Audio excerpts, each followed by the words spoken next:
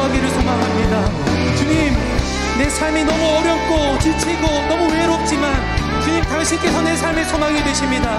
이 시간에 그 주님께 집중하는 시간 되길 원합니다. 그 주님께 몰입하는 시간 되어지길 원합니다. 이 예배의 주인이 바로 당신임을 고백하는 시간 되길 원합니다. 우리 기도 제목 가지시고 주여 한번 외치시고 기도합시다. 주여.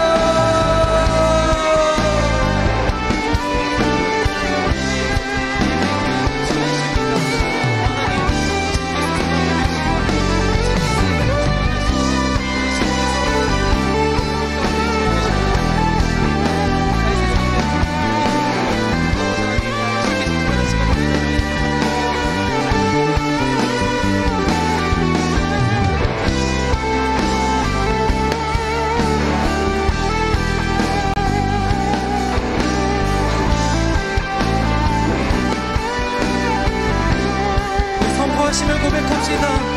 삶의 모든 문제들, 삶의 모든 문제들 나를 힘겹게 피하지 않는 우리를 사랑하리라. 이 보이지 않는 내 삶 속에 소망되어 주의 이루시리라.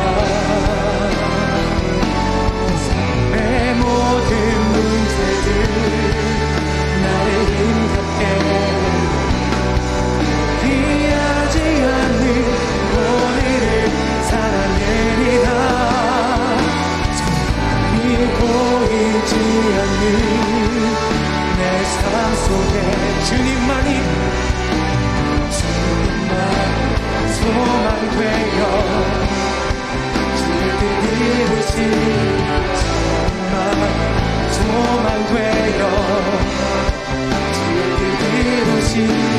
정말 소망되어 주의 뜻 이루시리라. 할렐루야. 주님께 영광의 박수 올려드립시다. 아멘.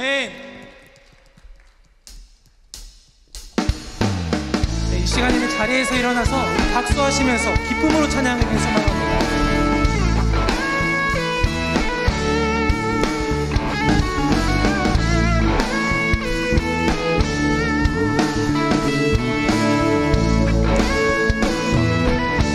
완전한 사랑 보여주신, 완전한 사랑 보여주신 구세주 그분 알아요. 그 아들 우리에게 주신 하나님 그분 알아요. 사랑하기에 그 아들 나는 날 이끄소서. 네. 주님께서는 우리 영원한 친구가 되십니다.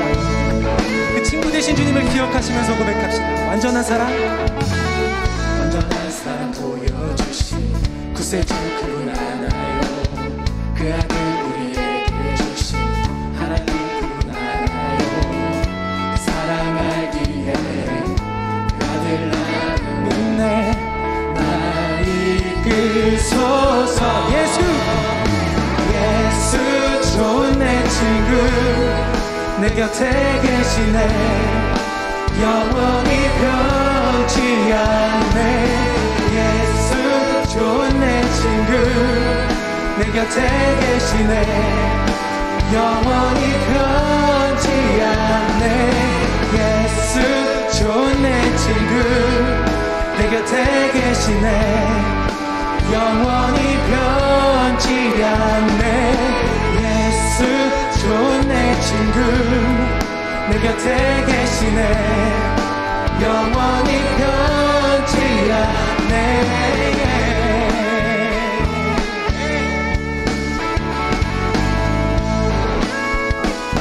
구원하신 주, 구원하신 주 나는 믿네. 구원하신 주 나는 믿네. 다시 오실 것 나는 믿네. 그분과 영원히 살리 그 사랑 알기에 그 아들 나는 믿네. 날 이끌소서. 네, 선포합시다. 친구 내 곁에 계시네. 영원히 변치 않네. 예수 좋은 내 친구 내 곁에 계시네. 영원히 변치 않네. 예수 좋은 내 친구 내 곁에 계시네. 영원히 변치 않네. 예수 좋은 내 친구 내 곁에 계시네. 영원히 변치 않네.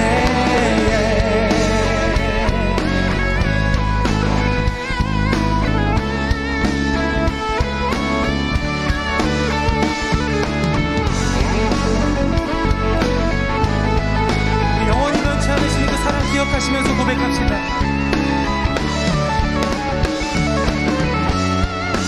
영원히 변치 않네. 영원히 변치 않네. 영원히 변치 않네. 영원히 변치 영원히 세상 것은 다 변하여도 영원히 주님은 영원하십니다. 영원히 변치 않네. 선포하시면서 영원히 변치 않네. 예수 좋은 내 친구 내 곁에 계시네. 영원히 변치 않네. 예수 좋은 내 친구 내 곁에 계시네. 영원히 변치 않네. 예수 좋은 내 친구 내 곁에 계시네. 영원히 변치 않네. 예수 좋은 내 친구 내 곁에 계시네. 영원히 마지막으로 선포하시면서 예수 좋은 내 친구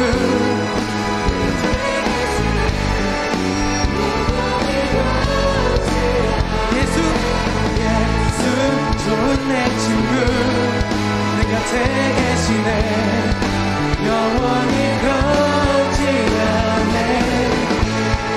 사랑해요. 영원히 찬양해.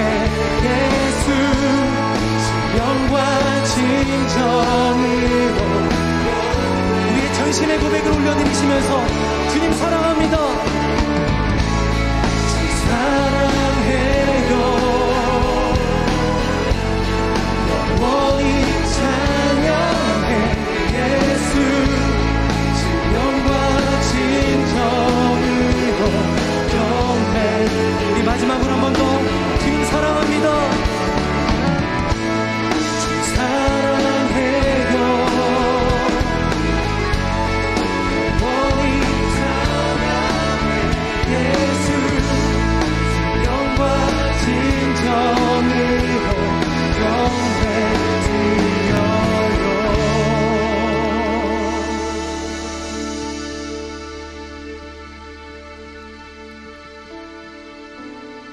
주 사랑해요.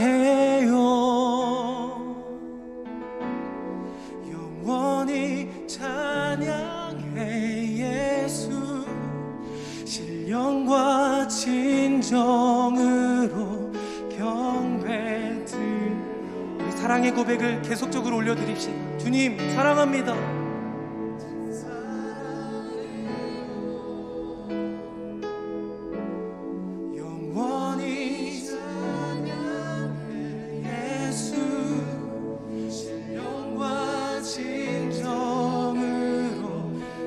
마지막으로 한 번 더 더욱더 전심의 고백을 올려드립시다. 주님 사랑합니다.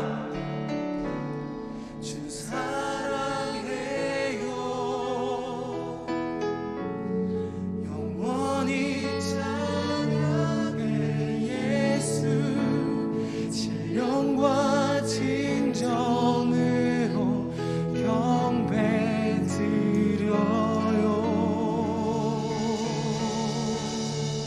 주님 사랑합니다.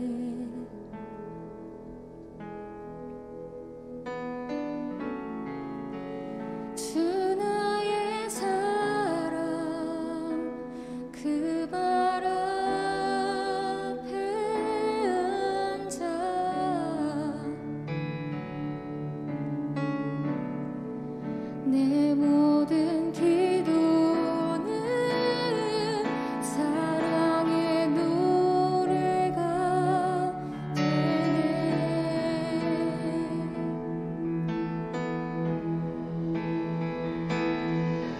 주의 옷자락 만지며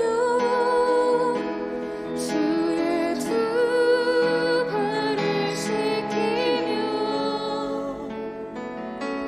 주님 그 발에 입 맞추며 나의 왕관을 놓으리. 주의 옷자락 만지며 주의 두 발을 씻기며 주님 그 발에 입 맞추며 나의 왕관을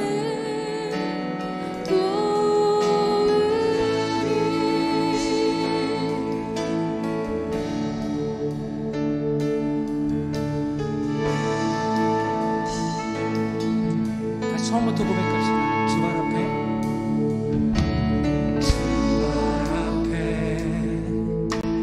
무릎 꿇고 그 사랑에 남기네. 어떤 말도 그 어떤 소리도 그 발 앞에서 주 나의 사랑, 주 나의 사랑, 그 말 앞에 앉아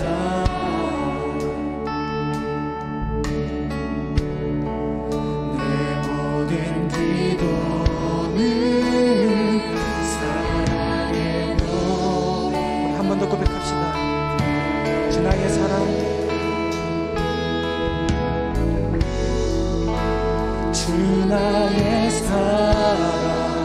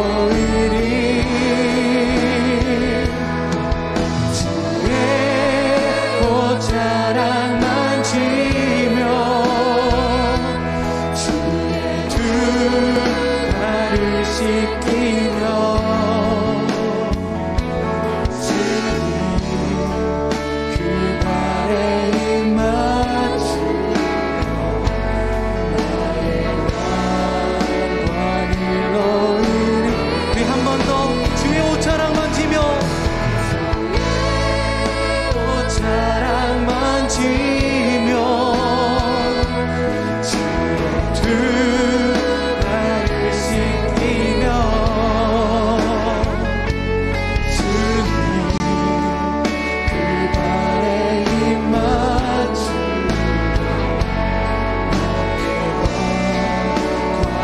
우리 한 번 더 주의 옷자락 만지며 우리 간절한 마음으로 고백합시다.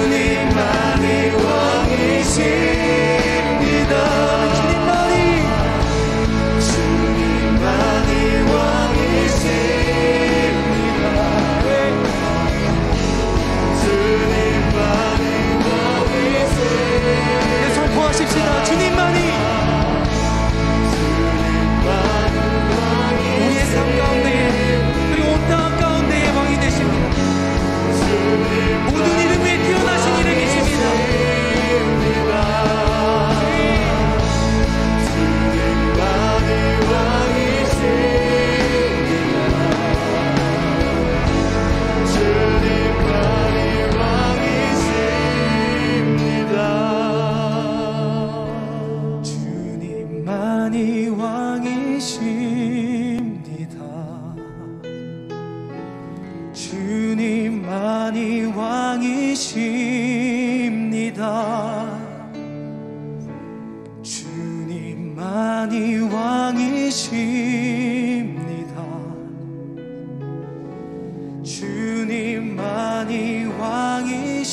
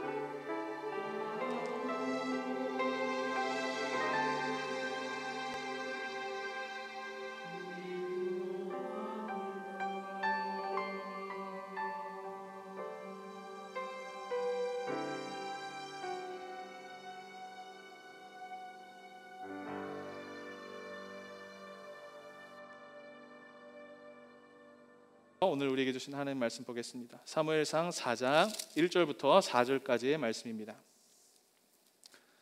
사무엘상 1절부터 4장 1절부터 4절까지의 말씀입니다.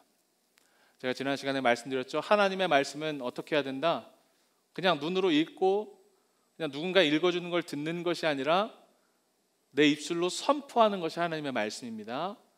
여러분, 물론 우리 교회는 그렇지 않지만 좀 전통적인 교회에서는 하나님 말씀, 이 성경 봉독할 때 다 자리에서 일어나서 하나님 말씀 읽습니다. 원래 하나님 말씀 읽을 때는 그렇게 했었습니다. 그런데 우리가 지금은 그렇게 하지 않죠. 다만 여러분들의 마음은 구별되게, 내가 지금 하나님의 말씀을 내 입으로 선포하는구나 라는 이 마음으로 크게 이 오늘 주시는 말씀을 함께 읽기를 원합니다. 함께 읽습니다. 시작. 사무엘이 말이 온 이스라엘에 전파되니라. 이스라엘은 나가서 블레셋 사람들과 싸우려고 에베네셀 곁에 진치고 블레셋 사람들은 아벡에 진쳤더니 블레셋 사람들이 이스라엘에 대하여 전열을 벌이니라. 그 둘이 싸우다가 이스라엘이 블레셋 사람들 앞에서 패하여 그들에게 전쟁에서 죽임을 당한 군사가 4,000명 가량이라. 백성이 진영으로 돌아오매 이스라엘 장로들이 이르되 여호와께서 어찌하여 우리에게 오늘 블레셋 사람들 앞에서 패하게 하셨는고 여호와의 언약궤를 실로에서 우리에게로 가져다가 우리 중에 있게 하여 그것으로 우리를 우리 원수들의 손에서 구원하게 하자 하니. 아멘. 오늘은 쉐키나 하나님의 영광이라는 제목으로 하나님의 말씀을 나누길 원합니다. 여러분, 오늘 사무엘상 4장은 이스라엘과 블레셋 사이에서 벌어진 전쟁 이야기입니다. 여러분, 전쟁이 무엇이죠? 사전적인 정의를 보면 전쟁이란 것은 국가와 국가 간의 무력과 군사력을 동원한 다툼입니다. 그러나 조금 더 깊은 의미로 들어가면 이 전쟁이라는 것은 이런 거예요. 비극. 왜 전쟁을 비극이라고 이야기하는가 하면, 여러분, 전쟁을 통해서 우리가 알 수 있는 게 무엇이죠? 사람이란 것이 얼마나 밑바닥까지 내려갈 수 있는가, 사람이 얼마나 잔인하고 악한가, 그리고 사람이 이 생명이라는 것 앞에서 얼마나 처절한가, 이 사람의 참상에 대해서 알려주는 게 뭐예요? 전쟁입니다. 자, 이런 이해를 가지고 성경 속에 등장하는 전쟁에 대해서 한번 생각해 봅시다. 여러분, 전쟁이라는 것은 특히 이스라엘 역사 속에서 성경이 증언하는 이스라엘의 전쟁은 무엇이냐면 다른 게 아니라 하나님께서 이스라엘의 믿음의 밑바닥, 아니면 그들의 믿음의 상태를 보시기 위해서 허락하시는 것이 뭐냐면 바로 전쟁입니다. 이해가 되시나요? 단순히 군사력의 어떤 싸움이 아니라, 어떤 무력의 힘을 보여주고 증명하는 것이 아니라 하나님 앞에서 그들의 믿음이 어떠했는지 보여주는 수단으로서 뭐가 사용된다? 전쟁이 사용된다는 겁니다. 오늘 사무엘상 4장에 이스라엘과 블레셋의 전투가 벌어졌다라고 말씀드렸습니다. 그럼 무엇을 알 수 있을까요? 오늘 이 말씀을 통해서 지금 이 이스라엘의 영적인 상태, 그들이 하나님 앞에서 가지고 있는 믿음이 어떠한 것인지를 너무나 적나라하게 볼 수 있는 것이 오늘 말씀이라는 것입니다. 자, 이런 이해를 가지고 오늘 말씀을 한번 보겠습니다. 오늘 말씀이 이렇게 시작돼요. 1절. 이스라엘은 나가서 블레셋 사람들과 싸우려고 에베네셀 곁에 진치고 블레셋 사람들은 아벡에 진을 쳤다. 여러분, 이스라엘이 어디에 진을 쳤대요? 에베네셀에 진쳤대요. 그리고 블레셋은 아벡이라는 곳에 진쳤다라고 합니다. 자, 제가 지금 지도를 보여드렸는데 여러분, 지도 우측 상단에 보십시오. 무엇이 있죠? 실로가 있습니다. 여러분, 실로가 어디입니까? 실로는 성소가 있었던 곳이죠. 그렇죠? 엘리 제사장이 있었던 곳이고, 한나가 사무엘을 하나님 앞에 봉헌하면서 어디다 맡겼어요? 실로에다가 맡겼어요. 이해가 되시죠? 자, 그런데 오늘 이 말씀의 배경은 어디예요? 그 실로에서 쭉 좌측으로 한번 놔보십시오. 무엇이라고 써있죠? 상단에 에베네셀 하고 물음표 되어 있어요. 그리고 좀 더 가면 아벡이란 곳이 등장합니다. 이해가 되세요? 그림이 그려지세요? 지금 블레셋은 아벡에 진을 쳤고 이스라엘은 에베네셀에 진을 쳤어요. 그 중간쯤 어디에서 지금 전투가 벌어진 거예요. 여러분, 블레셋 민족이라는 것, 성경에 참 많이 등장하죠. 그럼 블레셋 민족이 어떤 민족이냐면 팔레스타인으로 이주해온 해양 민족이에요. 여러분, 블레셋이 영어로 뭐예요? 팔레스타인이에요. 발음이 비슷하죠? 혹시 몰라주셨던 분들은 이번 기회를 통해서 아시길 바랍니다. 오늘날 우리가 팔레스타인이라고 부르는 것이 성경에서 뭐라고 번역된 거예요? 블레셋이라고 번역된 거예요. 이 블레셋 민족은 해양 민족이었는데 당시 철기 문화를 일찍 받아들였어요. 그러니까 상대적으로 이 철기 문화보다 떨어지는 문화를 가지고 있었던 전쟁 부족들, 민족들과 전쟁을 하면 어떻게 될까요? 당연히 블레셋이 승승장구했겠죠. 그리고 이스라엘과 이 블레셋은 대대로 계속 원수였어요. 성경에 보면 블레셋이 계속 나타나서 이스라엘과 전쟁하는 이야기를 우리가 잘 볼 수 있습니다. 그때 이스라엘이 하나님 앞에 온전한 믿음을 가지고 있었을 때는 항상 이스라엘이 승리했고, 그렇지 못했을 때, 하나님 앞에 의롭지 못하고 불신앙을 가지고 있었을 때는 항상 이스라엘이 졌다라고 성경에서 우리에게 전해주고 있습니다. 자, 여러분, 지금 사무엘상 4장으로 다시 돌아와서 오늘 이 사무엘상 4장의 이스라엘 민족의 영적 상태는 어땠습니까? 제가 지난 시간 동안 계속 말씀드렸죠. 엘리의 눈이 가려졌다라는 것을 통해서 그들의 신앙의 상태를 알 수 있었다. 그의 눈이 가려졌다라는 건 단순히 눈이 가려진 게 아니라 그들의 영적인 상태가 가려진 것이죠. 그들의 완악함과 교만함 때문에. 자, 지금 이스라엘이 이런 상태에서 블레셋이랑 전쟁을 벌이는 겁니다. 어떻게 됐을까요? 2절 볼까요? 블레셋 사람들이 이스라엘에 대하여 전열을 벌이니라. 여러분, 전열을 벌이니라, 이 말은 뭐냐면 요즘 말로 말하면 대형을 짰다라는 거예요. 전술이 있었다라는 거예요. 그러니까 이스라엘 앞에 블레셋이 잘 짜여진 어떤 체계, 어떤 그런 작전, 이런 것들을 가지고 이스라엘에 대항했다라는 거예요. 그런데 그게 어떻게 됐어요? 그 둘이 싸우다가 이스라엘이 블레셋 사람들 앞에서 패하여 그들에게 전쟁에서 죽임을 당한 군사가 몇 명이래요? 4,000명이래요. 첫 번째 전투에서 무려 4,000명이 죽었다라고 이야기합니다. 여러분, 이때 이스라엘이 이 첫 번째 패배를, 이 처절한 실패를 경험하고 나서 해야 됐던 일이 뭘까요? 제가 전쟁은 뭐라고 말씀드렸죠? 항상 이스라엘이 하나님의 신앙, 하나님을 온전히 믿는 신앙이 올바로 섰을 때 그들이 승리했다라고 말씀드렸죠. 오늘 전쟁에서 실패했습니다. 그럼 뭘 해야 하나요? 자신의 신앙을 점검해야죠.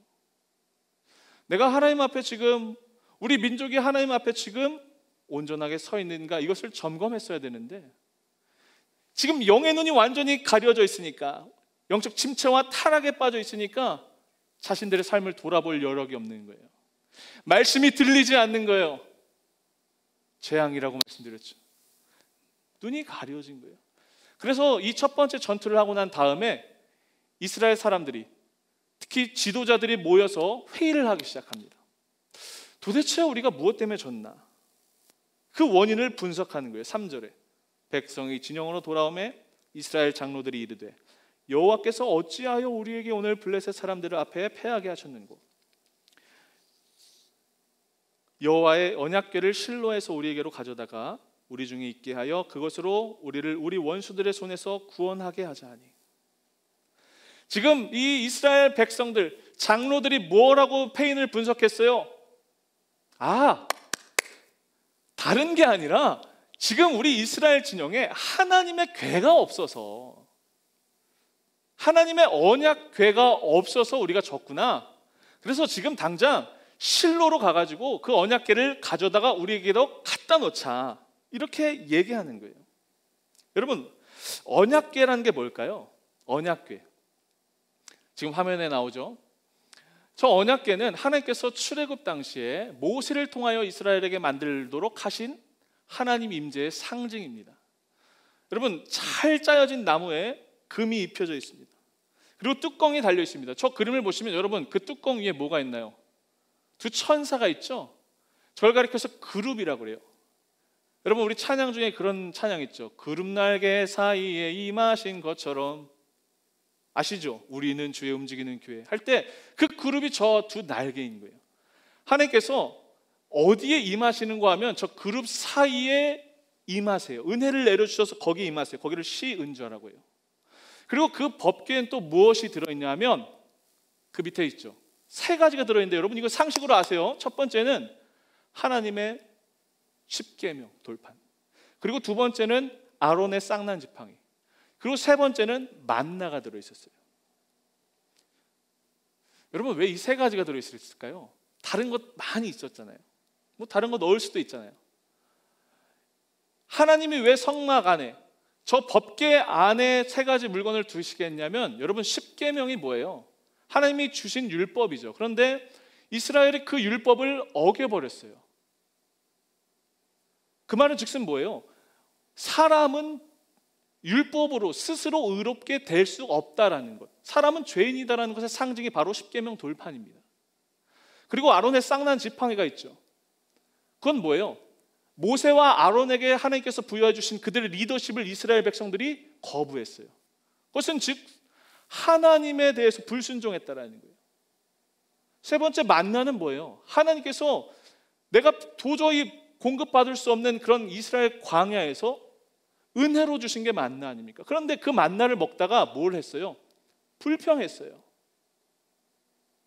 더 이상 못 먹겠다라고 하나님 앞에 불순종을 저질렀다라는 거예요.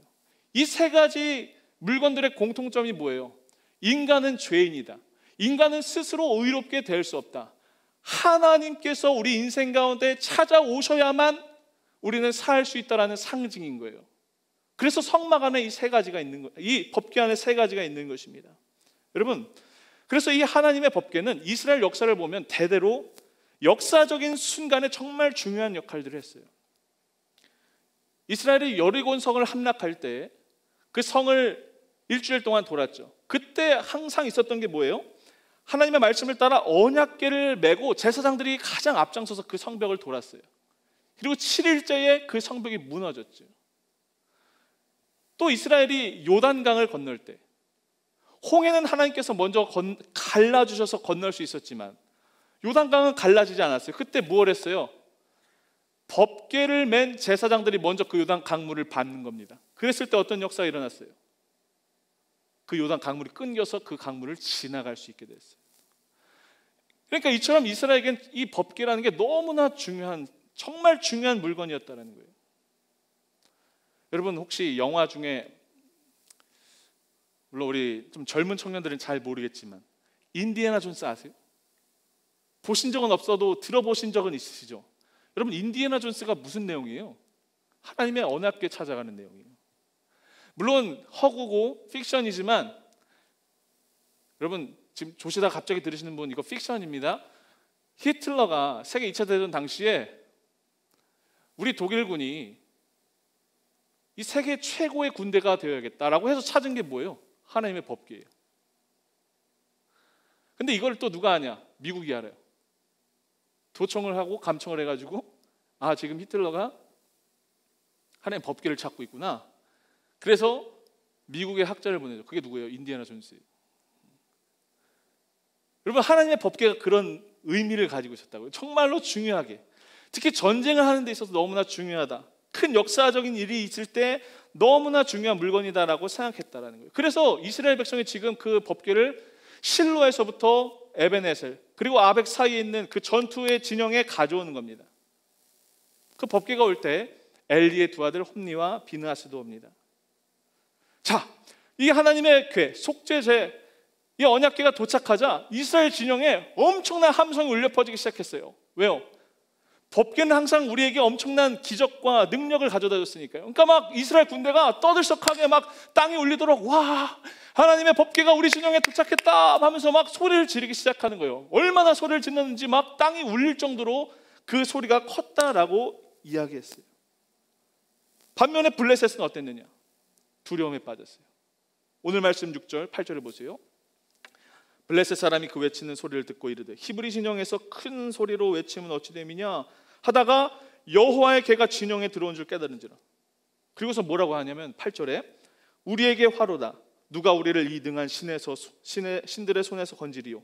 그들은 광야에서 여러 가지 재앙으로 애굽인을 친 신들이니라.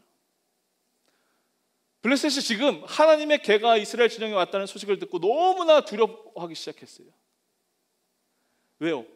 이스라엘이 이 법궤가 있었을 때 애굽을 이긴 적이 있거든요. 근데 또 블레셋은 애굽이란 나라를 너무나 무서워했거든요. 전쟁만 했다면 졌으니까. 그런데 저 궤가 있었을 때 이스라엘이 그 애굽을 이겼다라고 하니까 너무나 두렵기 시작한 거예요. 그런데 정말 아이러니하게, 여러분, 제가 읽어드리진 않지만 이 법궤가 들어왔다라는 소식을 듣고 블레셋 사람들이 이렇게 얘기합니다. 자, 맞아, 법궤가 들어오긴 했는데 우리가 두려워하지 말자. 오히려 마음을 더 단단히 먹자. 성경에 이런 표현이 있어요. 우리 대장부가 되자. 한번 해보자 해가지고 오히려 그들이 더 사기가 충천해집니다. 그리고 어떻게 되냐? 10절에 블레셋 사람들이 쳤더니 이스라엘이 패하여 각기 장막으로 도망하였고 살육이 심히 커서 이스라엘 보병에 엎드러진 자가 3만 명이었다. 이스라엘이 하나님의 언약궤를 가져왔음에도 불구하고 3만 명이나 죽는 처참한 두 번째 패배를 당합니다. 이것이 오늘 성경의 이야기입니다. 여러분, 제가 설교 서두에 말씀드렸습니다. 전쟁은 무엇이다? 인간의 가장 밑바닥을 보여준다. 특별히 성경에서의 전쟁은 무엇이다? 하나님 앞에서의 신앙을 보여주는 가장 강력한 수단이다. 오늘 이스라엘이 지금 처참하게 블레셋에게 2번이나 패합니다. 그런데 이 상황 속에서 무엇이 드러나요?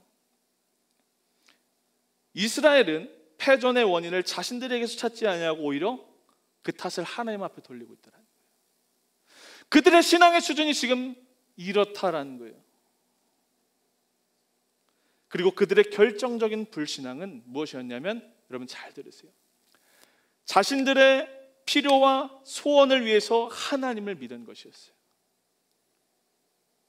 이스라엘이 지금 이 사무엘상 4장에서 보여주었던 이 생각과 행동은 무엇이었냐면 다름 아닌 하나님의 이름을 망령되게 일컫는, 하나님의 이름을 나의 필요와 나의 생각과 나의 의지로 바꾸어 버리는, 하나님을 사용해 버리는 불신앙을 저지른 게 바로 오늘 말씀이라는 거예요.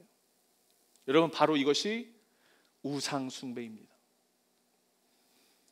여러분, 우리가 하나님의 이름을 부르지만 우리의 필요에 따라 하나님을 내 마음대로 사용하는 것, 우상 숭배입니다. 목사님, 우상 숭배는 하나님 이외에 다른 신을 믿는 거 우상 숭배 아닌가요? 맞는 말이지만 틀린 말입니다. 여러분, 우상 숭배는 하나님 이외에 다른 신 믿는 것뿐만 아니라 하나님을 망령되게 일컫는 그 모든 것이 다 우상 숭배라는 거예요. 하나님을 마치 나의 소원을 이루어 주시기 위한 수단으로 생각하는 것이 우상 숭배라는 거예요. 여러분, 이스라엘 백성이 시내산에서 모세가 하나님의 율법을 받는데 돌아오지 않자 뭘 만들었어요? 금송아지를 만들었어요. 그리고서 그 금송아지를 가리켜서 뭐라고 했냐면, 저게 바로 애굽에서 우리를 인도해 준 신이다라고 얘기했더라고요. 애굽에서 우리를 인도해 주신 누구예요? 하나님이잖아요. 그 금송아지를 보고 하나님이다라고 생각했다라니까요. 이해가 되세요? 금송아지를 보고 저건 금송아지다라고 한 게 아니라 금송아지가 하나님이다라고 생각하는 거예요. 이게 우상숭배라는 겁니다.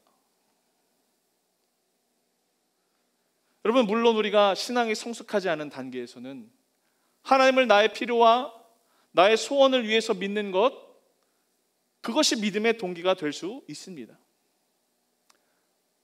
믿음이 연약할 때, 교회가 낯설고 하나님이 누구이신지 정확히 모를 때 우리가 그런 동기로 하나님을 믿을 수 있습니다.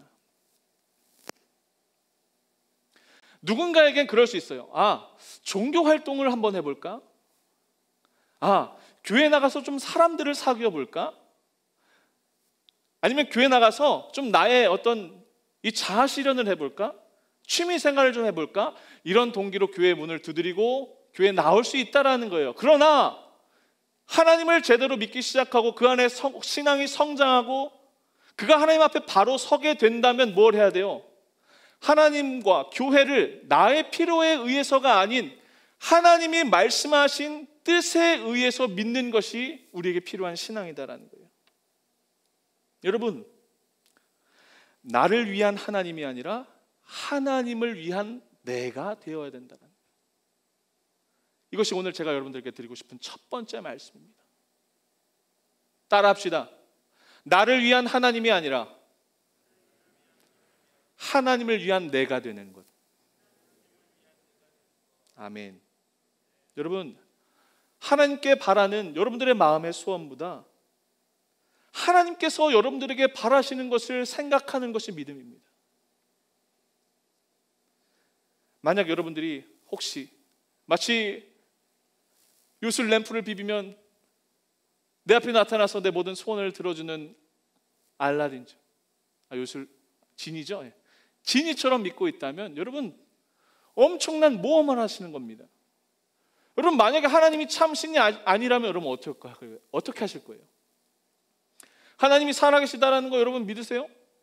여러분, 이 세상의 다른 종교들도 다 우리의 행복과 우리의 풍요와 우리의 안정을 보장합니다. 자기네들 종교를 믿어야 행복할 수 있다고, 잘 될 수 있다고, 부자 될 수 있다고 다 얘기해요. 그런 마음으로 여러분 하나님을 믿는데 만약에 하나님이 살아계신 하나님이 아니라면 여러분 어떻게 하실 거예요? 여러분 너무나 무모한 선택을 하고 계시다라는 거예요. 우리가 기독교가, 우리 교회가 믿는 믿음, 그리고 고백하는 하나님이 뭐냐면, 하나님은 단순히 우리의 소원과 우리의 필요를 들어주시는 분이 아니라 그걸 넘어서 그분은 우리를 사랑하시고 그분의 나라와 그분의 뜻과 계획 안에 우리를 인도하시고 우리를 가장 선한 길로 이끄시며 또 우리가 그분의 크심을 알고 또 그분의 뜻을 우리가 닮아가는 것, 그래서 그분 안에서 참 교제하며 그분 안에 진짜 평안과 진리가 있다고 고백하는 것, 그것이 진짜 신앙이라는 거예요. 여러분, 이 마음이 있으세요? 여러분, 하나님을 무엇으로 인식하고 계십니까? 여러분들에게 하나님은 어떤 분이십니까? 나의 필요에 의한 신입니까? 아니면 정말 내 안에 살아계셔서 역사하시며 나와 사랑하시고 나랑 교제하시는 인격이신 하나님을 믿고 계십니까? 이 시간 간절히 축복하고 바라는 것은 나의 필요에 의한 하나님, 하나님의 이름을 망령되게 하는 그 우상 숭배를 하는 믿음이 아니라 나의 뜻과 생각을 내려놓고 하나님께서 내게 원하시는 것, 그리고 내게 바라시는 것이 무엇인지 그 마음을 우선순위로 두는 저와 여러분 되기를 주의 이름으로 축복합니다. 두 번째, 이스라엘에서 이렇게 참패가 있은 후에 엄청난 상처가 남았어요. 엄청난 후유증이 있었다고요. 무엇이 있었냐? 34,000명의 이스라엘 군대가 처음 죽었죠. 그리고 엘리의 두 아들 홈니와 비느하스도 이 전투에서 사망합니다. 또 결정적으로 그들이 실로에서 가져왔던 하나님의 법궤를 이 전쟁에서 블레셋에게 빼앗겨 버리고 맙니다. 이 전쟁이 있을 즈음에, 끝날 즈음에 전쟁에서 간신히 살아남은 한 병사가 옷도 다 찢어지고 흙먼지를 뒤집어 쓴 그 초라한 한 명의 병사가 이 소식을 전하기 위해서 실로로 달려갑니다. 그때 엘리는 무엇을 하고 있었냐? 전쟁이 어떻게 됐는지, 그리고 자신의 두 아들이 어떻게 됐는지 소식을 기다리고 있었어요. 그 소식을 전하기 위해서 이스라엘 진영의 실로에 도착한 병사가 성문 안에 들어왔을 때 이스라엘의 엄청난 통곡 소리가 들렸어요. 왜? 그 병사의 꼴만 봐도 지금 이스라엘이 당한 게 어떤 상황인지 너무나 잘 알 수 있었기 때문이에요. 막 온성이 눈물로 통곡으로 뒤덮이기 시작했어요. 엘리가 그 소리를 듣고 도대체 무슨 일인지 묻습니다. 그리고 그 병사를 자신의 앞으로 초대하죠. 병사가 이야기합니다. 엘리 제사장이요, 우리 이스라엘 군대가 블레셋에게 34,000명이나 죽임을 당했습니다. 그리고 너무나 안타깝지만 당신의 두 아들 홈니와 비느하스를 잃고 말았습니다. 또 결정적으로 우리의 법궤를 블레셋에게 빼앗겨버리고 말았습니다. 이 얘기를 하죠. 엘리가 그 소식을 듣습니다.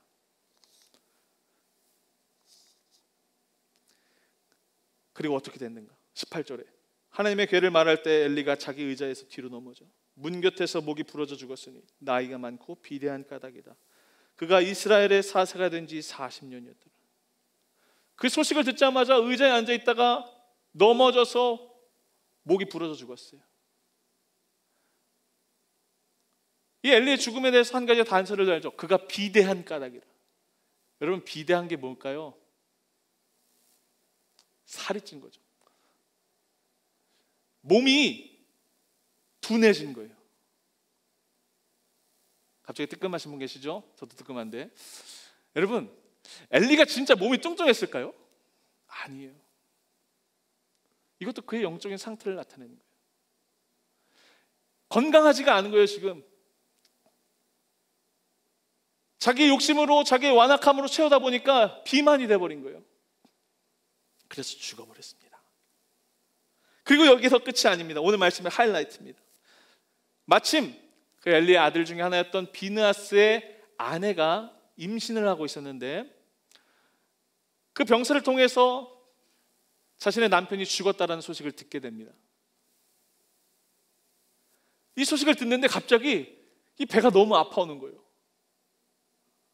몇 달쯤 됐는지 모르겠는데 막 배가 너무 아픈 거예요. 그래서 소리를 질렀겠죠.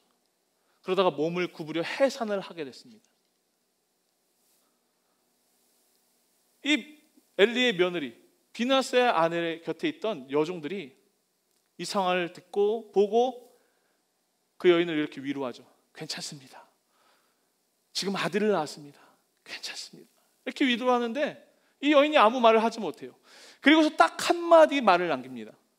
오늘 성경에 21절 22절에 그 여인이 이렇게 얘기해요. 이르기를 영광이 이스라엘에게서 떠났다 하고 아이 이름을 이가봇이라 하였으니 하나님의 괴가 빼앗겼고 그의 시아버지와 남편이 죽었기 때문이며 또 이르기를 하나님의 괴를 빼앗겼으므로 영광이 이스라엘에게서 떠났다 하였더라. 그 여인이 이제 딱 한마디를 남겨요. 자신의 아들의 이름을 지으면서 그 아들의 이름이 뭐였어요? 이가봇이었어요. 이 이가봇의 뜻은 영광이 떠났다예요. 여러분, 히브리어로 카보드가 영광입니다. 카보드. 이가봇, 이 카보드죠. 영광이 떠났다라는 뜻이에요. 여러분, 여기까지 상황을 한번 정리해 볼까요? 성경이 지금 뭘 얘기하냐면 영적으로 타락하고 침체한 지금 이스라엘이 부패하고 패역한 모든 세대가 지금 전쟁에서 다 죽었습니다. 이스라엘 군사도 죽고 엘리의 두 아들들도 죽고 엘리도 죽고 그의 며느리까지 다 죽었어요. 이게 뭘 의미할까? 하나님께서 이제 새로운 나라를 사무엘이라는 선지자를 통해서 일으키시는데 그동안 영적으로 부패했던 옛 모든 것들이 다 죽어야 된다는 거예요. 그리고 하나님이 이제 새롭게 그 나라를 세우시는데 거기에 딱 한마디가 남았다고요. 뭐가요? 이가봇, 영광이 떠났다. 이게 뭘까요? 우리에게 교훈하는 바가 있습니다. 이스라엘이 이렇게 처참하게 참패하고 멸망하고 모든 것이 죽은 이유는 다른 게 아니라 그들의 가운데에 영광이 없었다라는 거예요. 여러분, 하나님의 영광이 없으면 죽은 것이라는 거예요. 성경에도 그런 표현들이 있죠. 살아있으나 죽은 자이며 죽어있으나 살아있는 자. 무엇을 의미할까요, 여러분? 예수의 생명이 있는 자들은 죽어있으나 산 거예요. 그러나 예수의 생명이 없는 자들은 살아있으나 죽은 거예요. 하나님께서 이 땅을 창조하시고 사람을 지으실 때 흙으로 사람을 빚으셨죠. 그리고 마지막에 무엇 하셨어요? 그 코에 생기를 불어 넣으셨어요. 그랬더니 뭐가 됐어요? 사람이 생명이 됐죠. 비로소야 영혼이 그 가운데 생긴 거예요. 여러분, 청년에게 비전이 없으면 뭐죠? 늙은이죠. 내가 아무리 나이가 많다고 할지라도 나의 안에 하나님이 주신 사명과 비전 없으면 그건 뭐예요? 늙은이죠. 거꾸로 나이가 많다고 할지라도 끝까지 주신 하나님의 사명과 하나님의 비전으로 채워져 있으면 뭐예요? 그 사람이 청년이죠. 뭘 말하고 싶은 거냐? 지금 우리가 이곳에서 함께 예배하고 하나님을 믿는다고 하는데 우리 안에 영광이 없으면 무엇이라는 거예요? 우리 다 죽은 거라는 거예요. 비록 우리가 코로 숨을 쉬고 입으로 말할지는 모르나 그게 다 죽음의 것들이라는 거예요. 무엇이 있어야 된다? 우리 가운데 영광이 있어야 된다는 거예요. 하나님 아버지의 영광. 여러분 안에 하나님의 영광이 머물고 있는가? 우리가 하나님의 영광이라는 것을 너무나 추상적으로 생각해요. 여러분 하나님의 영광이 뭔가요? 이번에 SBS 연예대상 이렇게 대상을 수상하게 돼서 너무나 영광이고요. 하나님 앞에 모든 영광 돌립니다. 어떤 자리에 올라가서 내가 누릴 수 있어야만 하나님이 나에게 주신 영광일까요? 아닙니다. 내가 더 많은 것을 가지는 것이 영광일까요? 아닙니다. 여러분 하나님의 영광은 뭐예요? 하나님의 임재를 경험하는 삶이 하나님의 영광인 거예요. 영광은 다른 말로 쉐키나라고 합니다. 오늘 말씀의 제목입니다. 쉐키나는 아까 제가 보여드린 그 언약궤 속에 임재한 하나님의 영광의 구름을 뜻하는 말이에요. 출애굽기 40장 35절. 여러분 잘 보십시오. 모세가 하나님의 율법에 의해서 하나님이 주신 지시에 따라서 성막을 짓습니다. 그 마지막 장면인데 모세가 회막에 들어갈 수 없었으니 그 회막이 성막이에요. 이는 구름이 회막 위에 덮이고 여호와의 영광이 성막에 충만함이었다. 자, 설명을 드릴게요. 성막을 다 짓고 이제 봉헌하는데 하나님께서 그 영광을 임하시는데 어떻게 했냐면 빽빽한 구름으로 임하신 거예요. 그 구름을 가리켜서 뭐라고 하냐면 쉐키나라고요. 하나님의 임재와 영광을 상징하는 거예요. 이 쉐키나는 히브리어로 거주하다, 살다 라는 뜻이에요. 하나님의 그 언약궤 위에 그분의 영이 그 속죄소 위에 임할 때, 아까 제가 그 말씀드린 그룹 사이에 임할 때 그 구름, 하나님의 그 임재를 가리켜서 쉐키나라고 한다는 거예요. 여러분, 우리 이제 하나님의 영광을 경험하러 갑시다. 자, 성막으로 갑시다. 지금 성막이 어디 있죠? 성전이 어디죠, 여러분? 저와 여러분들의 몸이죠. 여러분들의 안에 이제 그 쉐키나가 임하는데 어떻게 임해요? 예수 그리스도를 통해서. 요한복음 1장 14절. 말씀이 육신이 되어 우리 안에 거하시매 우리가 그의 영광을 보니 아버지의 독생자의 영광이 은혜가 진리가 충만하더라. 말씀이 육신이 되어 우리 안에 뭐 어떻게 하신대요? 거하신대요. 제가 아까 쉐키나가 어떤 뜻이라고 말씀드렸죠? 거주하다라고 말씀드렸죠. 그 거주하시는 것이 뭐예요? 하나님의 영광이에요. 우리가 그의 영광을 보니 아버지의 독생자의 영광이 은혜가 진리와 충만하더라. 예수 그리스도께서 성전된 우리 몸 가운데 임재하셔서 우리를 다스리시고 통치하시는 것, 그것이 바로 쉐키나 하나님의 임재와 영광이에요. 여러분, 하나님께 우리가 영광 돌린다. 영광이라는 건 우리가 하나님 앞에 드리는 것도 있지만 조금 더 본질적으로 따져보면 어떤 의미냐면 하나님께서 우리 가운데 주시는 예수 그리스도의 영이에요. 성령이시죠. 그분의 영이 성전된 우리 몸 가운데 충만하게 임하는 거예요. 그래서 우리 삶 가운데 매일매일 그분의 임재를 경험하는 거예요. 찬송가 이런 고백 있지 않습니까? 태산을 넘어 험곡에 가도 빛 가운데로 걸어가면 후렴이 어떻게 했어요? 하늘의 영광 나의 마음속에 차고도 넘쳐. 여러분, 그 하늘의 영광, 그 예수 그리스도의 영 성령께서 우리 마음 가운데 넘치시는 거, 그게 영광이에요. 그분의 임재를 경험하고 그분의 함께 하신 그분의 동행을 느끼는 것입니다. 마지막으로 이 말씀하고 마칠게요. 여러분, 다니엘과 세 친구가 느부갓네살 왕의 명령을 어기고 금신상에게 절하지 않습니다. 그래서 이 느부갓네살 왕이 세 명의 이 친구들을 어디에다 넣었어요? 뜨거운 불이 있는 그 풀무불 속에 넣었어요. 쟤들 다 죽여버려라. 그 불 가운데 이 친구들이 들어갑니다. 이 모습을 왕이 지켜보고 있었는데, 그런데 자세히 보니까 분명히 이 풀무불 속에 세 명을 집어넣었는데 왕의 모습 속에 보이는 건 몇 명이었냐면 4명이었어요. 다니엘서 3장 24절 25절. 그때에 느부갓네살 왕이 놀라 급히 일어나서 모사들에게 물어 이르되 우리가 결박하여 불 가운데 던진 자는 세 사람이 아니었느냐 하니 그들이 왕에게 대답하여 아뢰되 왕이여 옳소이다 하더라. 왕이 또 말하여 이르되 내가 보니 결박되지 아니한 4사람이 불 가운데로 다니는데 상하지도 아니하였고 그 넷째 모양은 신들의 아들과 같도다. 여러분, 그 네 번째 사람이 누구였어요? 이제 앞으로 장차 오실 예수 그리스도를 상징하는 거죠. 지금 이 풀무풀 속에 함께 하신 이분이 누구예요? 구약에 임재하신 예수 그리스도죠.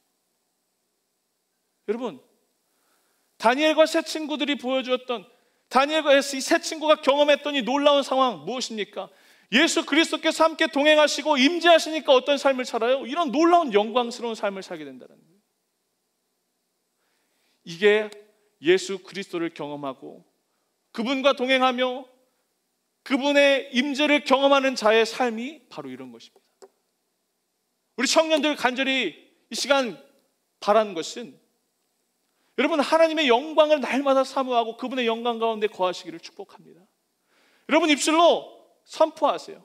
그리고 마음 가운데 기도하세요. 하나님, 제가 주의 영광 안에 머물기 원합니다. 그 예수 그리스도의 임재를 제가 매일매일 경험하는 자가 되기를 원합니다. 여러분, 이것이 바로 쉐키나 영광을 경험하는 자의 삶입니다. 어떠한 고난이 와도 예수님이 함께 하시면 더 이상 고난일 수 없습니다. 그 하나님 아버지의 영광이 나의 영광이 되는 겁니다. 말씀을 마칩니다. 하나님의 영광과 임재를 경험한 자는 다릅니다. 여러분, 예배를 통해서 그 임재를 맛보시길 바랍니다. 기도를 통해서 여러분 그 임재를 맛보시길 바랍니다. 여러분들 말씀 묵상을 통해서 그 하나님의 영광을 경험하시길 바랍니다. 여러분, 영광이 다른 곳에 있는 것이 아닙니다. 이곳에 와야만 그게 있는 것이 아닙니다. 성전인 여러분들의 몸 가운데 임하신 그 예수 그리스도를 경험하는 것이 영광입니다. 여러분들 축복합니다. 그 하나님의 임재를 경험한 사람들은 강력한 삶을 살게 됩니다.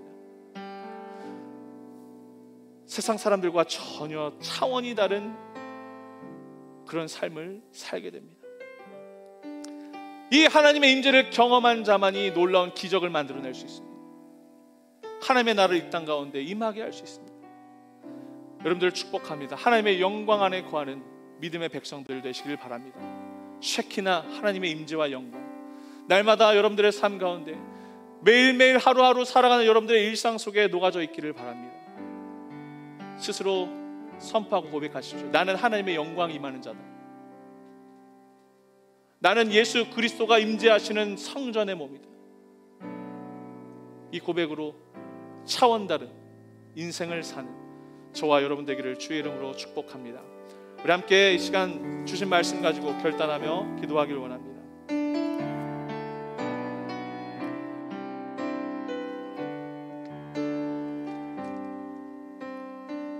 내 눈 주의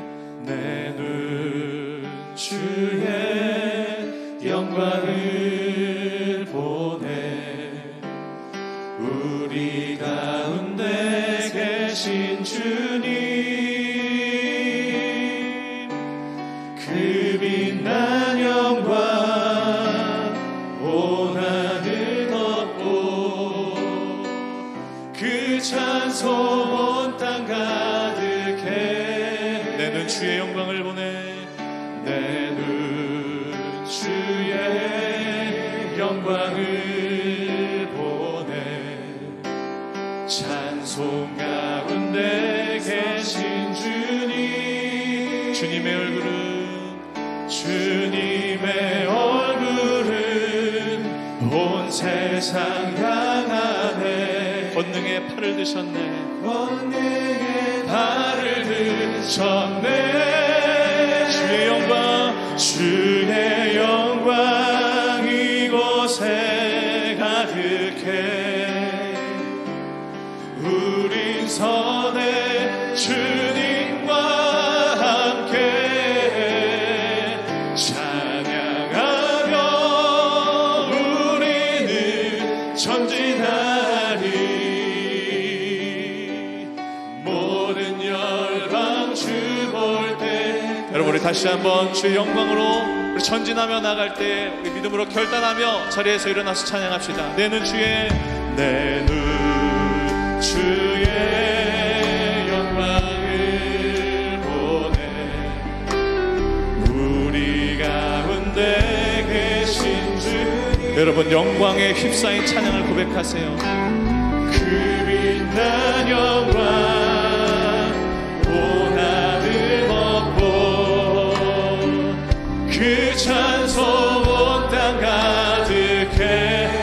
선포합시다. 내 눈 주의 영광을 보네.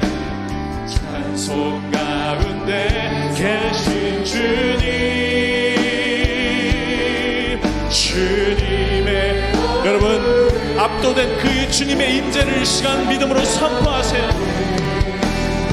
여러분들의 억눌린 모든 것들 하나님의 영광의 빛이 여러분들을 덮으시기를 선포하세요. 주의 영광 이곳에 가득해. 우리 선에 주님과 함께 찬양하며 우리는 전진하리. 모든 열방 주 볼 때 주의 영광 이곳에 가득해. 주의 영광 이곳에 가득해. 청년들 주의 영광 안에 거하기를 원합니다. 우리가 거부할 수 없는 그 압도적인 하나님의 임재를 경험하는 자들 되기 원합니다.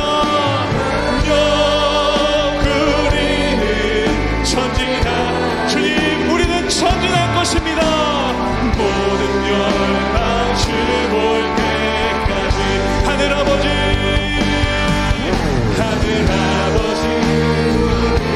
새롭게 하사 열방 중에서 주를 섬기게 하소서. 모든 나라 일어나 찬송 부르며 영광의 주님을 보게 하소서. 주의 영광 이곳에 가득해. 아멘. 구린 선에 주님과 함께 찬양하며 우리는 전진하리. 모든 열방 주고 믿음으로 선포합니다. 주의 영광 이곳에 가득해. 아멘. 우리 선에 주님과 함께 찬양하며 우리는 전진하리.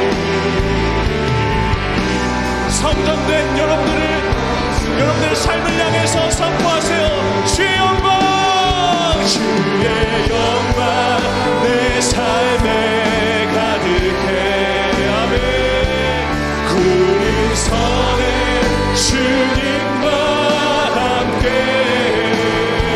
찬양하며 우리는 전진하리. 우리 마지막으로 우리의 모든 마음을 담아 시간 주님 앞에 주의 영광 이곳에 가득해. 오 주님, 이 시간 쉐키나 여호와의 영광이 하나님의 이름을 부르짖는 모든 이들에게 충만하게 임하게 하여 주옵소서. 아멘.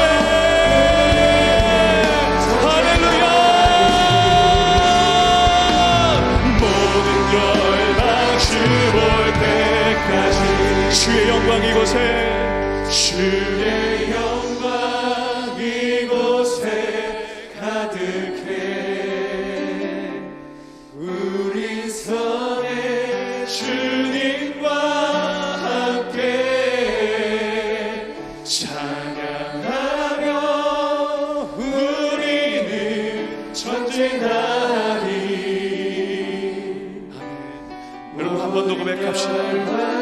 영혼 없는 죽어있는 고백하지 마시고 생명 다해 주의 영광, 주의 영광 이곳에 가득해. 선포합시다.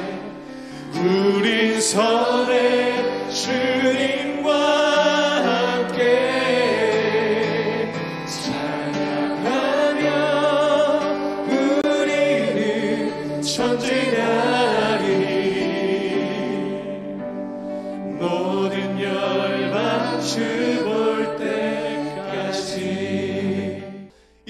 예수 그리스도의 은혜와 하나님 아버지의 무한하신 사랑과 성령님의 감화 감동 역사하심이 쉐키나 하나님의 영광의 임재를 경험하기로, 그 임재를 경험하며 하나님의 역사하심을 살아내기로 결단하는 하나님의 모든 백성들 머리 위에 이제부터 영원토록 함께하여 주시기를 간절히 축원하옵나이다. 아멘.